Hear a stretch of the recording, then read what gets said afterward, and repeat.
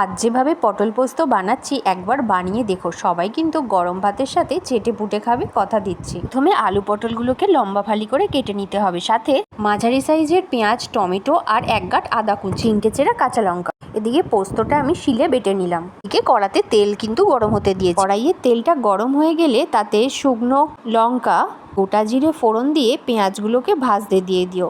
ঠিক যখন পেঁয়াজটা গোলাপি রঙের হয়ে যাবে ঠিক তখনই টমেটোগুলোও দিয়ে দিও।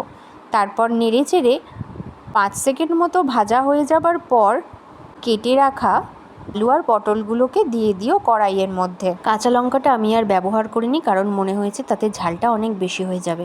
সামান্য নাড়াচাড়ার পরই দেখবে কিন্তু সবজিগুলো কমে গেছে। প্রথমে কড়াই ভর্তি থাকলেও পরে কিন্তু পরিমাণটা ঠিক হয়ে যাবে।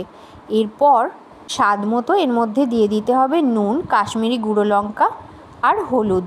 সামান্য কয়েক সেকেন্ড নেড়ে চেড়ে এর মধ্যে আদা কুঁচো যোগ করে দিতে হবে। তারপর পোস্ত বাটা আর পোস্ত বাটার জলটা দিয়ে 5 মিনিট ফুটিয়ে নিলেই রেডি আমাদের পটল পোস্ত।